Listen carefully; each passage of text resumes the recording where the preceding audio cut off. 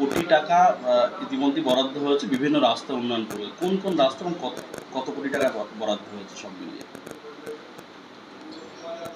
আসলে উত্তর চব্বিশ পরগনা জেলার আয়তন, জনসংখ্যা, পরিসর এতটাই বড় যে কলকাতার লাগোয়া, সেই জন্য বাংলার মাননীয় বাস্তবদরদী মুখ্যমন্ত্রী, বাস্তববাদী মুখ্যমন্ত্রী মমতা বন্দ্যোপাধ্যায় বুঝেছেন যে এই রাস্তার যানবাহন চলাচল, পণ্য সরবরাহ, এখানে আন্তর্জাতিক বন্দর, বাণিজ্য বন্দর থাকার কারণে বেশ কিছু রাস্তা উন্নয়নের জন্যে তিনি অর্থ বরাদ্দ করেছেন প্রায় ৩৭০ কোটি টাকা। ৩৭০ কোটি টাকার মধ্যে প্রথম যেটা হবে সেটা হচ্ছে আমাদের টাকি রোডে গোলাবাড়ি থেকে বেড়াচাপা 11.5 কিলোমিটার রাস্তা। এটা 4 লেন হবে, 4টে লেন হবে, যাওয়ার দিক দিয়ে দুটো, ফেরার দিক দিয়ে দুটো। 70 কোটি টাকা এখানে স্যাংশন আছে। এরপরে বেড়াচাপা থেকে বসিরহাট ত্রিমোহনী, এটাও 11.5 কিলোমিটার রাস্তা। এটা 5 মিটার আছে চওড়া, এটা 7 মিটার হবে, অর্থাৎ 2 মিটার বাড়বে। এর জন্যে 22 কোটি টাকা মুখ্যমন্ত্রী বরাদ্দ করেছেন।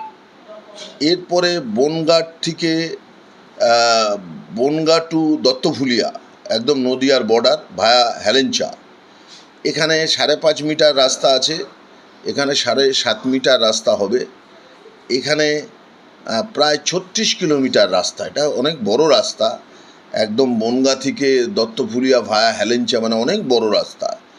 বিশেষত আমাদের বনগাঁ সাব ডিভিশনের যাতায়াতের ক্ষেত্রে এই রাস্তাটার ভীষণ ভূমিকা আছে। এবং আমরা জানি যে বনগাঁর পোর্শনটা হচ্ছে এগ্রিকালচার বেল্ট, তো সেখানকার জন্যে মুখ্যমন্ত্রী 70 কোটি টাকা স্যাংশন করেছেন। এছাড়াও আমাদের লাঙলপোতা থেকে কাজকর, যেটা টাকি রোডে মিশছে, যেটা রাজারহাট, চিনার পার্ক রাজারহাট দিয়ে, অর্থাৎ কলকাতা থেকে টাকি রোডে পড়ার সবচেয়ে সোজা রাস্তা, সেখানে 12.5 কিলোমিটার রাস্তা 4 লেন উইথ ডিভাইডার, এখানে 100 কোটি টাকা মুখ্যমন্ত্রী বরাদ্দ করেছেন। এছাড়াও ছোট রাস্তা কিছু আছে, যেমন কামারডাঙ্গা থেকে শ্যামাচরণ রোড, এটা সংগ্রামপুর স্বরূপনগরের রাস্তার মধ্যে একটা বাইপাস লেন পড়ে, এর জন্যে 18 কিলোমিটার রাস্তা। আরও একটা রাস্তা, সেটা রাজারহাট নিউ টাউনে ইকো পার্ক থেকে কালুর মোড়, 22 কোটি টাকা, সেটা মুখ্যমন্ত্রী স্যাংশন করেছেন। এছাড়াও আপনারা জানেন যে একদম লাস্ট ফেজে আমরা লক্ষ্মীনাথপুর